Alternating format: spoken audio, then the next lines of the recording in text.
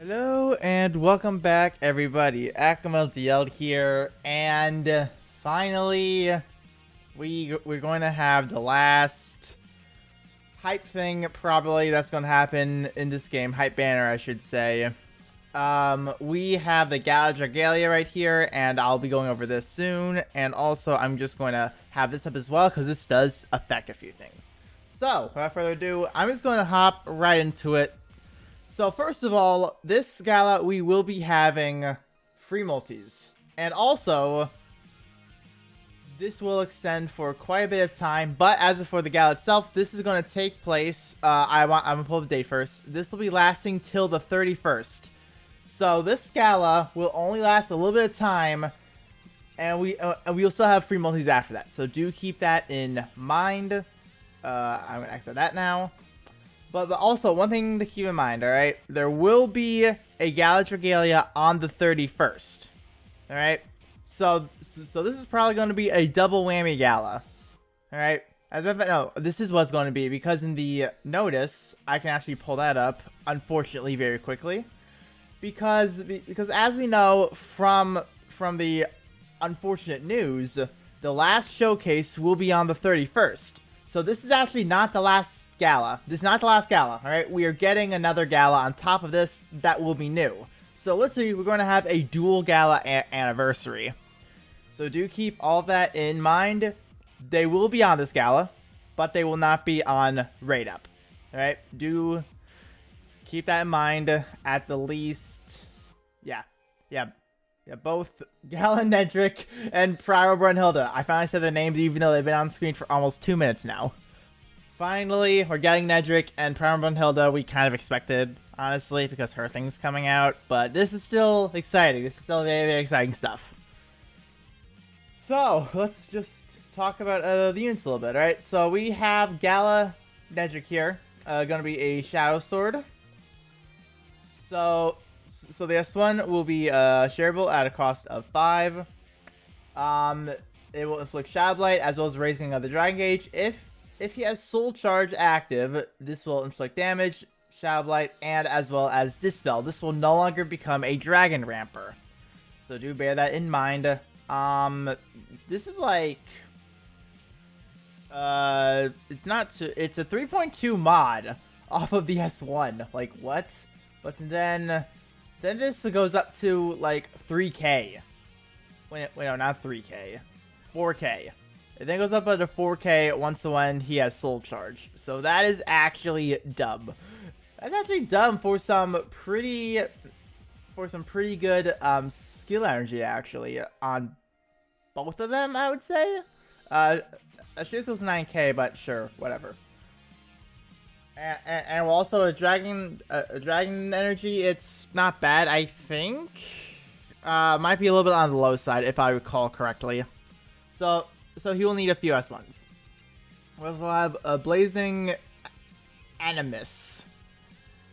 I hope I'm saying Animus right. I want to say something else. I want to say something else there. This skill cannot be used until you have shapeshifted. All right. It will grant you your Soul Charge, and also if the user has Soul Charge, this skill will instead deal damage to enemies directly ahead and foes near them, and grant the entire team a team critical damage amp. So as of which, this will have a maximum team amp of 3. Very good, but then the mod, it's 700 times 6. Quick math, do not fail me. I think this is about 4.2, if I recall correctly, a 4.2k mod, but it's a 12k shared skill, so it is on the expensive side, that's for sure. And you need to shapeshift once, so this is going to be very strong, but it's pretty expensive to use. But then collabs, Alberia set. Okay, moving on. It's good. It's good. So we have the Bahamut stuff right here. Tuazur fills 50%, extends shapeshift time, but doubles the amount of energy. He will shapeshift into Bahamut regardless. It will have a Dragon Strike available to him. Maximum Dragon Gauge will not exceed 50%. So that is So pretty much, he takes place of your Bahamut, but however, still running Bahamut will still prove incredibly beneficial because of 120% strength. He'll be granted Oblivion level 1 when the shapeshift is undone. It will have 3 progressively more powerful levels, and levels up automatically at set time intervals. So, he'll increase his strength, but take damage. He'll then increase strength and crit rate, still take damage, and strength, crit, and skill damage, but will take damage. We do not know the time interval of this. That would be like the main factor right now. But this is still really damn good. This is good because like 20% strength, 20% initial crit rate, and 20% additional skill damage. That's pretty good, but you need to transform and you need to wait for it all to pop. So he's technically a dragon ramper, but it's like he can still operate just fine. Blind and paralysis res, standard for galas. And Enduring Ideals, when Nedrick HP falls to 0, if he has Oblivion Overworld, grants all team members other than Nedrick Oblivion Overlord. Meaning, all the adventurers can have strength, crit rate, and skill damage in their kit. So it's almost like you want to try and die with him. That's what it sounds like. But on the contrary, it's like you're going to have a little bit of a difficult time operating this. So, meh. But still really, really strong for him alone, even. Because we're going to talk about Soul Charge here, right? So while Soul Charge has positive effects, it also has a negative effect. Please check Soul Charge part of the special effects section in the help menu for details on these effects. Or I can just pull it up here. So, alright, when an adventurer is granted the Soul Charge effect, their HP is completely restored, and their HP remains full for the duration of the quest, meaning that whatever damage he takes, it will be nothing. Alright, so Soul Charge grants the user immunity to damage dealt over time by skills, buffs, debuffs, and afflictions, and it nullifies damage dealt by enemy attacks. However, when Soul Charge nullifies damage from an enemy attack that would deal damage greater than or equal to 20% of the user's max HP, Soul Charge's level will be decreased by 1. So what this is saying is that he is immune to pretty much everything, but when he takes damage that's greater than 20% of his own maximum HP, he will remove 1 stack of Soul Charge. So think of this as like 3 20% HP affliction. Not affliction, 3 20% damage shields. Think of this like that. So not bad, I would say. It will at least come in often. It will kick in often. Damage from some attacks cannot be nullified by Soul Charge. Kind of expected to be honest, because of one-shot mechanics.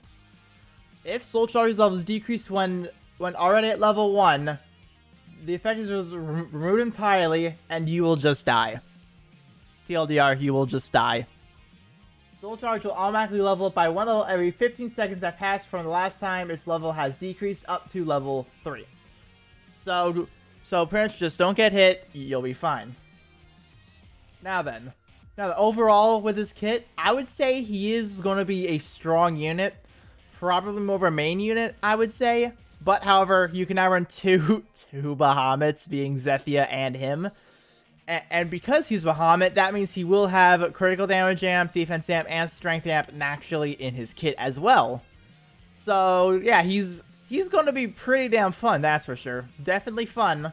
Don't know how much longevity he's really going to have. And please give us this sword now. Please give us this sword. You have it right here. Give us the sword in the game. This is a damn cool sword. Give us the sword. So I would say because we have free multis, obviously you will have those to go off of, but I'm going to summon for him because I want him.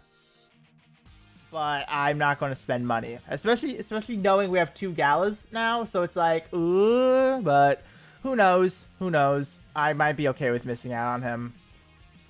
So, let's move on to Primal Brunhilda.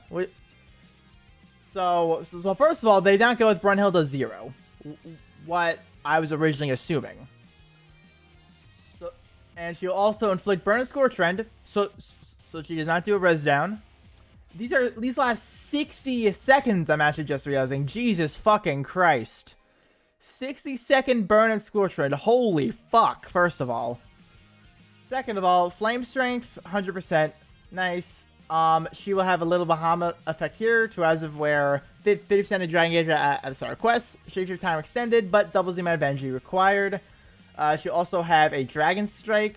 And this Dragon Strike will create a zone that lasts 7.5 seconds and deals damage to enemies inside it. When the user is in the zone, their depletion of the Dragon Gauge over time will be reduced by 75%, and their HP restored by 0.9 seconds. You can only have one zone at a time. Because this is tied to a Dragon Strike, this is actually really, really good because it's like, you will be able to just stay in Dragon form for even longer. That's really, really good. That's really strong. And also, in addition, when one of the user's skill ends or is interrupted, the user will be granted Heart Flame effect. Heart Flame has 2 progressively more powerful levels. So level 1, for 10 seconds, you'll increase skill damage by 10%, and for 5 seconds, increase skill damage by 30%. I don't know if it's just an additional 20% or an additional 30%. I'm assuming additional 30%. And increases chances of inflicting burn and score trend by 30%. As I ever know, this is an additional 20%. Additional 20%, so 30% max. Okay. And also, maximum Dragon Gauge that can be filled is 50% for the entire team. So first of all, she does have good AI capabilities to as of where she'll be a consistent flame strength, and also having the ability to immediately charge a twins. That is very, very strong. Probably worth the summon for a twins buff in general. But however, I do want to talk about this because this actually is crazy.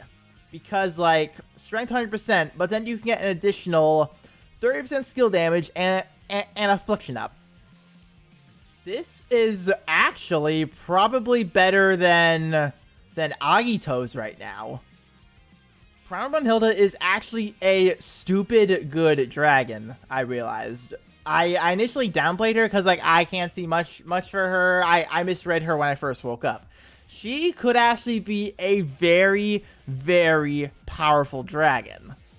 So I would recommend that hey, if it's like, I want a flame buff, Primal Brunhilda is going to be your way to go. She is really good.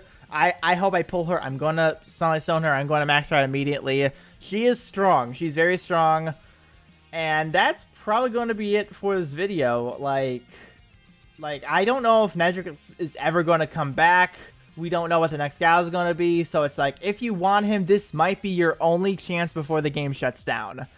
I'm just glad that at the very least, they are still putting out good banners. Alright? All this is still pre-planned content, still good banners. And probably what this next Gala was supposed to be 4th Annie. That's what I'm assuming. So expect the next Gala to be incredibly broken. That's all I'm going to say. Expect it to be broken, expect it to be good.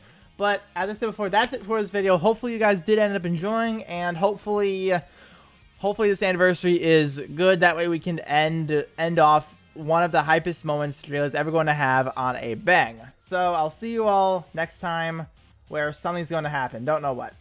Goodbye.